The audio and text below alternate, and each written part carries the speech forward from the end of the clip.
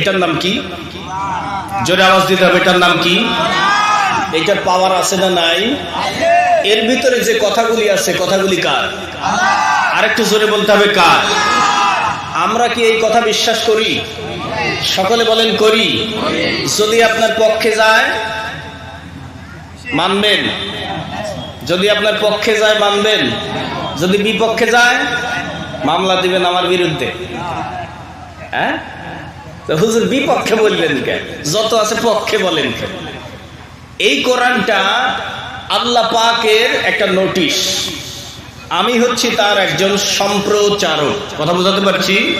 আমি একজন সাংবাদিক, আমি একজন সম্প্রচারক, খবর পড়তেছি, আমি সংবাদটা আপনাদেরকে পৌঁছাচ্ছি। আমার বিরুদ্ধে রাগ করলে সাংবাদিকের বিরুদ্ধে রাগ করা হবে। বুঝাইতে পারলাম? এটার মূল মালিককে। যত রাগ আছে তার উপরে ঝাড়বেন, পারলে ধরে নিয়ে আসবেন। পারা যাবে? জনগণ পারা যাবে? সেই আল্লাহ পাক এই কোরআন শরীফে যতগুলি কথা বলেছেন, পুরো কথা তো বলার সুযোগ, সময়, যোগ্যতা কোনো কিছুই আমাদের নাই। শুধুমাত্র বিশাল মহাসমুদ্রের এই জায়গা থেকে 114টি সূরার ভিতরে একটা সূরা, 85 নম্বর সূরা, সূরাতুল বুরুজের 8 নম্বর আয়াত তেলাওয়াত করেছি। এর আলোকে সংক্ষিপ্ত করে আপনাদের কাছে একটু আলোচনা করব ইনশাআল্লাহ। যদি আল্লাহ পাক আমাকে সুস্থ রাখেন, ভালো রাখেন, আপনাদের ধৈর্য দেন, সে পর্যন্ত আপনারা সকলেই থাকবেন তো?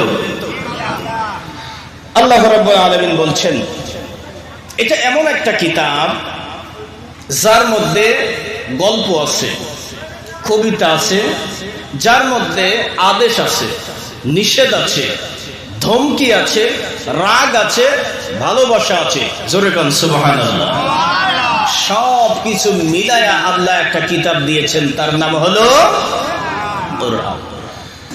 আল্লাহ রাব্বুল আলামিন বান্দার জন্য একটা গল্প নিয়ে এসেছেন। এই সূরা বুরুজের ভিতরে আল্লাহ বলছেন, ও নামহারদলবাসী, আজকে তোমাদেরকে একটা গল্প শোনাবো, তোমরা কি শুনবে?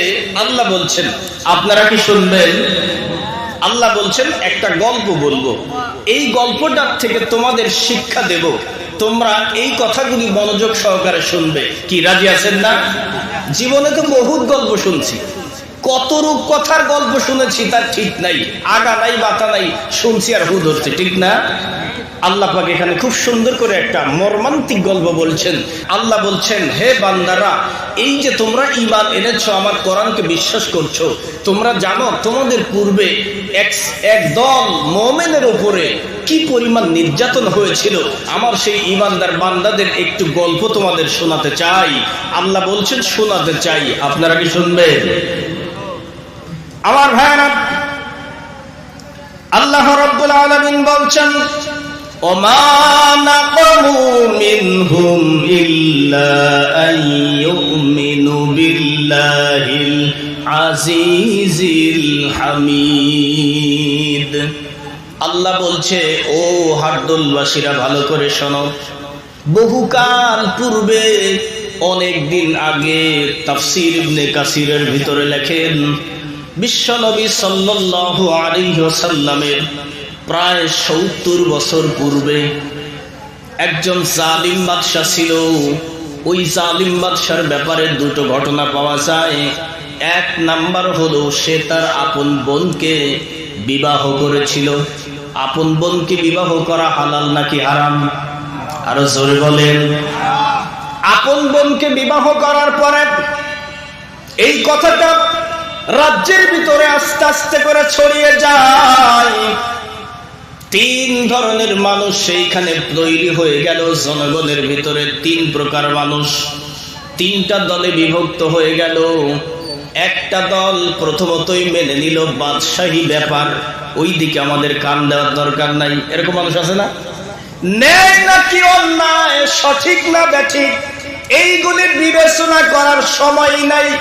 এ হচ্ছে এক জাতীয় মানুষ।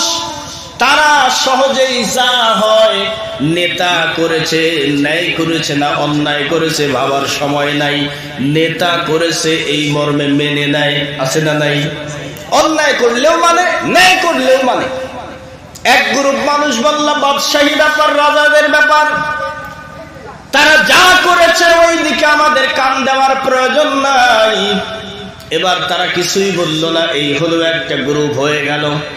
আর একটা গ্রুপ এরা বলল এই কথাটা আমরা যদি বলতে যাই তাহলে এই কথার বিরুদ্ধে আমাদের অবস্থান হবে, শাস্তি হবে, জরিমানা হবে, জেল হবে, সুতরাং ওইগুলির মধ্যে আমাদের যাওয়ার দরকার নাই।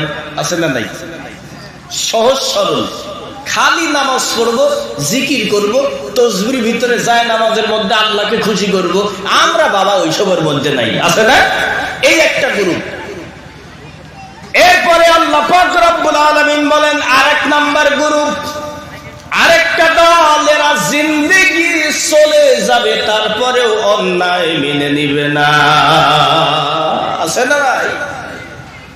এই একটা দল গজরে উঠলো বাদশার বিরুদ্ধে, এটা আমরা মানবো না, এটা মানতে পারি না। যেটা আল্লাহ হারাম করেছেন, তুমি রাজা হও, বাদশা হও, যা কিছু হও না কেন, তুমি ওইটা হালাল করতে পারবা না, ওই ক্ষমতা তোমার নাই। এবার একটা ইমানদারদের দল প্রস্তুত হয়ে গেল। ভালো করে বোঝেন, দল হলো কয়টা? জোরে বলেন, দল কয়টা? একটা গ্রুপ সরাসরি রাজার পক্ষে চলে গেল, যা করে ঠিক। আছে না? যা করে, ন্যায় করুক অন্যায় করুক, ইসলামের পক্ষে বলুক বা বিপক্ষে বলুক, সব ঠিক, নেতা করেছে। আর একটা গ্রুপ, এরা হচ্ছে ভালোর মধ্যেও নাই, মন্দের মধ্যেও নাই, আমরা ন্যায়ের মধ্যেও নাই, অন্যায়ের মধ্যেও নাই, আসি খালি জিকিরের নামাজে। আছে না? খালি আমরা পাতলা ইসলামের ভিতরে, সহজ ইসলামের মধ্যে আছি, ওইসব ঝামেলা টামেলার মধ্যে আমরা নেই। এ হলো একটা গ্রুপ।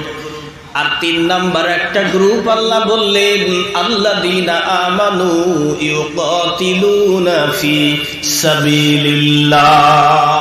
একটা গ্রুপ আছে জমিনের ভিতরে আল্লাহর বিরুদ্ধে, ইসলামের বিরুদ্ধে যদি কেউ কোনো কথা বলে, যদি কেউ কোনো কাজ করে, সঙ্গে সঙ্গে জীবন দিয়া হলেও ওই কাজের প্রতিবাদ গড়ে তোলে। জোরে কোন ঠিক কিনা? আল্লাহ দেখে বললেন আমার প্রিয় বান্দারা, জমিনের ভিতরে 3টা গ্রুপের ভিতরে 1 নাম্বার গ্রুপটা হলো সরাসরি পচা, এইগুলি দিয়ে আমার কোনো লাভ নাই। এইগুলির জন্য আল্লাহ রাব্বুল আলামিন বললেন আসহাবুশ শিমাল, মা আসহাবুশ শিমাল। এগুলি সব বামপন্থী, সব জাহান্নামী। কারণ ও ভালো মন্দ বিচার করার কোনো জ্ঞান নাই, ওর নেতা যেই দিকে যায় ডাকে ওই দিকেই দৌড়ায়। 2 নাম্বার গ্রুপের ব্যাপারে আল্লাহ বললেন ওয়াল মুস্তাদাফিনা মিনার রিজাল। এমন একটা মানুষ পৃথিবীতে আছে যারা সত্যের পথে থাকে, আল্লাহর পক্ষে থাকে, ন্যায় কাজ করা পছন্দ করে, অন্যায় পছন্দ করে না, কিন্তু প্রতিবাদ করার ক্ষমতাও তাদের নাই। আছে না? সাদা মাটা সহজ সরল জীবন যাপন করে, আল্লাহকে পছন্দ করে, অন্যায় বরদাস্ত করে না, মন থেকে তা চয়েস করে না, কিন্তু প্রতিবাদ করার হিম্মত নাই। এরকম আছে না? আল্লাহ তাদেরকেও ভালোবাসেন, যাকে এগুলি কোন রকম আছে তো লড়ে, কিন্তু আল্লাহ সিলেক্ট করেছেন, চয়েস পছন্দ করেছেন আল্লাহ পাক রব্বুল আলামিন 3 নাম্বার গ্রুপকে, যেই মানুষগুলা শুধুমাত্র অন্যায় শোনার সঙ্গে সঙ্গে কাল বিলম্ব দেরি করে না, এক মুহূর্তে তার প্রতিবাদ জানায় আল্লাহর জন্য। যদি জীবন চলে যায় তবুও পিছপা হয় না। আর আল্লাহ বলছেন এই দলটা নবীর আমলে ছিল, সাহাবীদের সময় ছিল, আজও আছে, কিয়ামত পর্যন্ত আল্লাহর জমিনে আল্লাহর দ্বীন ধরে রাখার জন্য লড়াই করেই যাবে। ঠিক কিনা? এই জন্য বাংলার জমিনে কত কুলাঙ্গার আছে, ইসলামের বিরুদ্ধে কথা বলে ঠিকই, ঠিক আছে, কিন্তু থামতে পারে না। ঠিক না? রাসূলের বিরুদ্ধে কথা বলে। এই যে কিছুদিন আগে বিশ্ব নবীকে নিয়ে এক শয়তান নানা রকম খারাপ কুমন্তব্য করেছিল, কুমিল্লার বিশাল একটা ইসলামী সৈনিকের দলগুলা ওর বাড়িতে গিয়া জনমের মতো শিক্ষা দিয়ে দিছে। তার মানে আজও পর্যন্ত বাংলার জমিনে ইসলামকে বিজয় করার জন্য আল্লাহর সৈনিক আছে না নাই? যদি আপনারা আল্লাহকে ভালোই না বাসতেন তাহলে এখানে আসতেন? কথা বলেন, আসতেন? আল্লাহর ভালোবাসা যদি আপনার অন্তরে না থাকতো এখানে আসতেন? অন্য কোথাও থাকতেন। নিশ্চয়ই এতটুকু হলেও ইমানের বাতি, ইমানের আলো আপনার ভিতরে আছে। এতটুকু হলেও ইমান থাকার কারণে এখানে আসতে পারছেন, ঠিক না? শুধুমাত্র তাই নয়, ভিতরে ইমান আছে এটা বুঝবেন কেমনে? ভালো করে বোঝাই, আপনি বুঝতে পারবেন আপনার মনে ভিতরে ইমান আছে কিনা। এটা বোঝার বুদ্ধি হলো, আপনি নামাজ পড়েন না ঠিক আছে, রোজাও রাখেন না ঠিক আছে, ইসলামের ধারে কাছেও যান না, কিন্তু কখনো কোনো জায়গায় তর্ক বিতর্ক হতে গিয়া এক পর্যায়ে কেউ একজন আল্লাহর বিরুদ্ধাচরণ করেছে, আল্লাহর বিরুদ্ধে, রাসূলের বিরুদ্ধে কথা বলেছে, আপনার আর সহ্য হয় নাই, প্রতিবাদ করেছেন। তার মানে আল্লাহর মহব্বত, রাসূলের মহব্বত অন্তরে আছে, ঈমান আছে বিদায় প্রতিবাদ করতে পারলেন, ঠিক কিনা বলেন? ঠিক না? এখান থেকে আপনি বুঝবেন আপনার ভিতরে ঈমান আছে। বাংলাদেশ হচ্ছে ওই রকম একটা দেশ যে দেশের মুসলমানরা নামাজ কম পড়ুক, রোজা না রাখুক, যতটুকু পারে ইসলামের ভেতরে থাকুক, কিন্তু ইসলামের বিরুদ্ধে যদি কোনো শয়তান কথা বলে বাংলার মুসলমান ছেড়ে দেয় না, ঠিক কিনা বলে? এই জন্য গোটা পৃথিবীব্যাপী বাংলাদেশের প্রতি এখনো পর্যন্ত শকুনের চোখ দিয়েছে, কোনোভাবে এদেশের ইসলাম ধ্বংস করা যায় কিনা। গোটা বিশ্বের ভিতরে সবচেয়ে আল্লাহ ভীতি মুসলমান বাংলাদেশে, সুবহানাল্লাহ বলেন না? সৌদি আরব ইসলামী দেশ হতে পারে, এত ইসলামে ভয় করে না। ইসলামের যতগুলি কান্ট্রি আছে এতটা ইসলামকে মানে না, এত ওয়াজ মাহফিল হয় না, এত ইসলামী খানকা নাই যতটা বাংলাদেশে আছে, ঠিক কিনা বলে? আমার ভাইয়েরা, এই বাদশার বিরুদ্ধে যখন একদল গুরু সম্পূর্ণভাবে প্রস্তুতি নিয়ে উঠে গেল, বাদশা চিন্তা করলো যদি এদেরকে এখন হত্যা করা না হয় তাহলে ইমানদাররা যেভাবে গর্জে উঠতেছে, আস্তে আস্তে করে ইমানদাররা তাদের দলটাকে বৃদ্ধি করে এক পর্যায়ে বিশাল দল তৈরি করে নিয়া আমার বিরুদ্ধে যখন স্লোগান দেবে, আন্দোলন দেবে, আমার মসনদ থাকবে না। এই জন্য বাদশা তার গদি বাঁচানোর জন্য সে তখন নির্দেশ জারি করলো, যারা আমার কথার মতের পক্ষে থাকবে না তাদেরকে আগুনে পুড়ায়া হত্যা করা হোক। আগুনের মধ্যে পুড়ায়া হত্যার নির্দেশ দিয়ে দিল। আমার ভাইরা, একে একে ইমানদারদেরকে নিয়ে গর্তের মধ্যে নিয়ে সে ফেলে দেওয়া হচ্ছে। ঠিক ওই সময় একজন মহিলা, তার কোলে কয়েকজন সন্তান ছিল, একে একে তার কোল থেকে, কাছ থেকে তার সন্তানগুলি তার সামনে আগুনের গর্তের মধ্যে ফেলে দেওয়া হয়। ভালো করে গভীর মনোযোগ দিয়ে লক্ষ্য করবেন মা বোনেরা, একটা মেয়ে মানুষ, মা তার কলিজা ছেঁড়া ধন সন্তানটা তার চোখের সামনে নিয়ে আগুনের ভিতরে ফেলে দিয়ে দিয়ে পুড়িয়ে মারছে। মায়ের মনটা কেমন হবে, ঠিক না? মা তো মাই হয়, মাকে খাবার দিলেও মা, না দিলেও মা, ঠিক কিনা? কত ছোট্ট মানুষ আস্তে আস্তে করে এই সন্তানটিকে কোলে পিঠে মানুষ করে, দুগ্ধ খাইয়ে নিজের শরীরের ঘামগুলি পানি করে খাবারকে সন্তানের সামনে তুলে দেয়, অথচ এক সময় সেই সন্তান মায়ের খোঁজই নেয় না, আছে না নাই? তারপরেও মা বলে সন্তান ভালো থাক। এই মা বিভিন্ন বাড়ি গিয়া বিভিন্ন ভাবে নিজের খাবারের ব্যবস্থা করে, তবুও সন্তানকে বরদোয়া দেয় না, ঠিক কিনা বলেন? সবভাবে চায় সন্তান যেন ভালো থাকে, সন্তানের জন্য সার্বিক দোয়া করে, এর নাম হলো মা। সেই মায়ের চোখের সামনে থেকে সন্তান নিয়ে আগুনের মধ্যে ফেলে দেয়। বন্ধুগণ, আমার ভাইরা, তবুও মায়ের মনে এতটুকু কান্না করে না, কারণ সন্তান চলে যায়, যাক, ঈমান হারানো যাবে না। ঈমানের পথে অবিচল থেকে আমার মরণ যেন হয়, ঠিক কিনা? তোমারই কাছে মিনতি আমার, মহামহিম দয়াময়, ঈমানের পথে অবিচল থেকে আমার মরণ যেন হয়। ঈমানটা কি জিনিস আমার ভাই? বিশাল চাকরির অফার করা হলো, অ্যানাউন্স করা হলো, চাকরির জন্য বিজ্ঞাপন দেওয়া হলো, 10 লক্ষ টাকা বেতন দেওয়া হবে, মাসিক স্যালারি, উন্নত মানের বিশাল চাকরি, সব যোগ্যতা আপনার আছে ওই চাকরি করার জন্য। কিন্তু ওই জায়গায় লেখা আছে মিনিমাম এসএসসি পাস থাকা লাগবে। কি লেখা আছে? কমপক্ষে এসএসসি পাসের সার্টিফিকেট থাকা লাগবে, তাহলে আপনি ওই চাকরি পাবেন। আপনার চাকরি করার সব যোগ্যতা আছে, শুধু সার্টিফিকেটটা নাই। কথা বলেন তো, আপনি কি চাকরি পাবেন? একটু বুঝে বলেন। পাওয়া যাবে। তার মানে সব যোগ্যতা পরে, সার্টিফিকেট আগে, ঠিক না?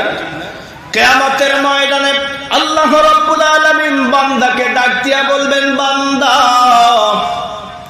আজকের বিশাল কিয়ামতের ময়দানে তুমি যদি জান্নাতে যেতে চাও, কোটি কোটি টাকার এই বিশাল জান্নাতের মালিক হতে চাও, তাহলে তোমাকে দলিল হাজির করা লাগবে। আর দলিলটার নাম হলো ঈমান। দলিলের নাম কি? ঈমান। আমানতু বিল্লাহ।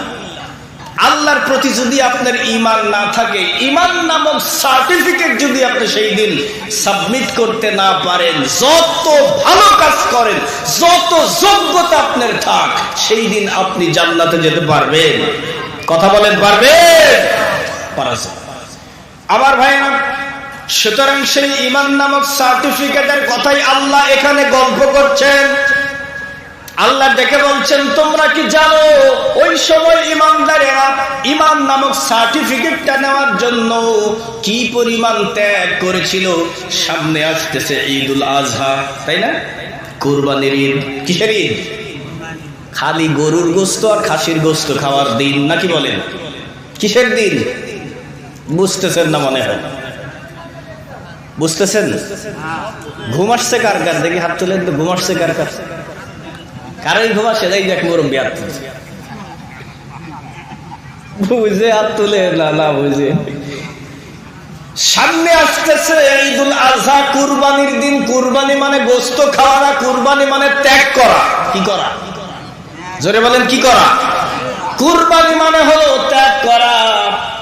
গরু, ছাগল এইগুলির মাধ্যমে জবাই করা নয়, নিজের মনের ভিতরে একটা পশু আছে। কি আছে? বাইরের পশু জবাই করার মাধ্যম দিয়া নিজের ভেতরে পুষে রাখা 1 বছরের এই নর পশুকে জবাই করে দিয়া আল্লাহর জন্য ত্যাগ করার নাম হলো কুরবানি। ওই সময় ঈমানদাররা নিজেদের জীবন ত্যাগের বিনিময়ে ঈমান নামক সার্টিফিকেট গ্রহণ করার চেষ্টা করছে। এমন সময় মায়ের সামনে থেকে সন্তানটাকে যখন তুলে নিয়ে আগুনের ভিতরে একে একে ফেলে দেয়, মায়ের মনটা ভালো না খারাপ? আরো জোরে বলেন। মায়ের মনটা খারাপ, কষ্টে ব্যথায় বুকটা ফেটে যায়। চোখের সামনে নিজের সন্তানকে আগুনের ভিতরে ফেলে দেয়। তারপরেও মা তো কি বলবে? সন্তান ডেকে বলে, মা টেনশন করো না, চিন্তা করো না, তুমি যেইটাকে আগুন দেখতে পাও ওইটা আল্লাহর জান্নাত বানায় দিয়েছে। জোরে গান সুবহানাল্লাহ। আমার ভাইরা, শেষ পর্যন্ত এই মহিলাকে বাদশাহ ডেকে বলে, ঈমান ত্যাগ করো, না হলে তোমার কোলের দুগ্ধবাহী সন্তানটাকে হত্যা করে ফেলবো। এক পর্যায়ে কোল থেকে যখন সন্তানটা টান দিয়া নিয়ে নিল, আর মায়ের মনটা থামে না। এবার মা তার ঈমানটা ছেড়ে দেয় অবস্থা। এমন সময় ওই ছোট্ট মাসুম বাচ্চা, 2 থেকে 2.5 মাস বয়স, এই ছোট্ট শিশুটা আল্লাহ রাব্বুল আলামিন জবানটা খুলে দিলেন। এবার সে জবান দিয়ে ডেকে বলে, মা খবরদার, শেষ পর্যায়ে সে ঈমান নষ্ট করো না। ও মা, এই দুনিয়াতে তুমি বাঁচতে চাও, আসলে দুনিয়া বাঁচার জায়গা না। ঠিক কিনা? দুনিয়া কি বাঁচার জায়গা? আপনি যতদিন থাকেন মরতে আপনাকে হবে, ঠিক কিনা বলেন? হযরত মুসা আলাইহিস সালামের কাছে আজরাইল আলাইহিস সালাম এসে বললেন চলেন যাই, আল্লাহ আপনাকে যেতে বলেছেন, আপনার মৃত্যুর সময় হয়ে গেছে। মূসা নবী ডাক দিয়া বলে আজরাইল এখন তো আমি যাব না। সংক্ষিপ্ত করে দিলাম। হযরত আজরাইল ডেকে বলছেন আপনাকে আল্লাহ একটা পয়গাম দিলেন, সুযোগ দিলেন, সামনে একটা ষাঁড় গরু আছে, তার পৃষ্ঠদেশের উপরে হাতটা রাখবেন, হাতের নিচে যতগুলি লোম থাকবে আল্লাহ রব্বুল আলামিন অত বছর পর্যন্ত আপনার হায়াত বাড়ায় দিলেন। মূসা নবী ডেকে বলে ভাই তারপরেও কি তুমি আবার আসবে? আজরাইল বললেন আমি আবার আসবো। হযরতে মূসা বলছেন তাই নাকি?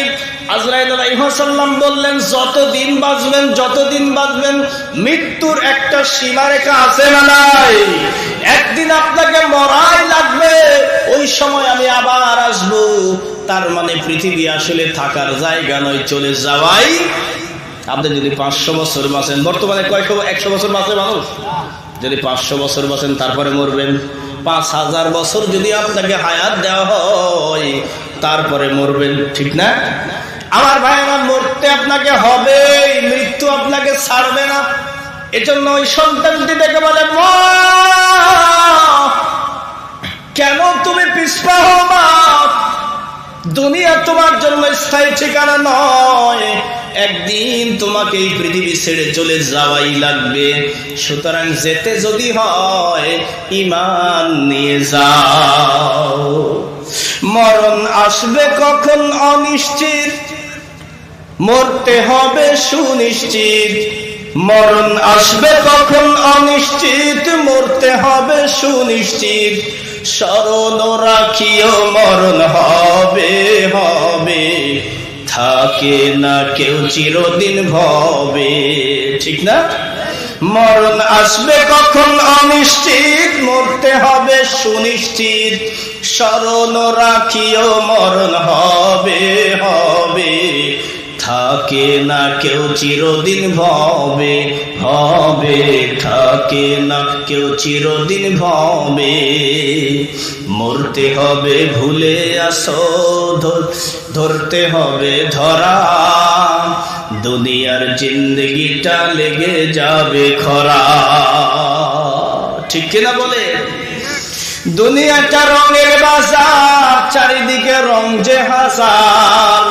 দুনিয়াটা রঙের বাজার, চারিদিকে রং যে হাজার। একদিন মিথ্যে মনে হবে হবে, থাকে না কেউ চিরদিন ভবে। সন্তানটি ডাক দিয়া বলল মা খবরদার তুমি ঈমানটা হারায়ো না। ও মা এমন সময় তুমি ঈমানটাকে নষ্ট করো না। মাকে ডেকে বলে সন্তান মা তুমি যেই গর্তটাকে আগুনের গর্ত দেখতে পাও এটা আগুনের গর্ত নয় রে মা। একটাবার তুমি তাকায় দেখো, ঈমানের চোখটা দিয়া তাকাও, এই আগুনের গর্তটা আল্লাহ ঈমানদারের জন্য জান্নাত বানায় দিয়েছে। জোরে কোন সুবহানাল্লাহ। ওই সন্তানটিকে হত্যা করলো, মাকেও আগুনের মধ্যে পুড়িয়ে মারলো। তাফসীরের ভিতরে এসেছে আল্লাহর নবী সাল্লাল্লাহু আলাইহি ওয়াসাল্লাম বলেন সন্তানগুলিকে যখন আগুনের ভিতরে ফেলে দেয় আল্লাহ রাব্বুল আলামিন আগুনের স্পর্শ করার আগেই তাদের রূহু কবজ করে নিয়েছে। জোরে কান সুবহানাল্লাহ। আল্লাহ সেই গল্প এই আয়াতের ভিতরে করছেন। ওমা নাকামু মিনহুম, তোমরা কি জানো ঈমানদারদেরকে কেন মেরেছিল?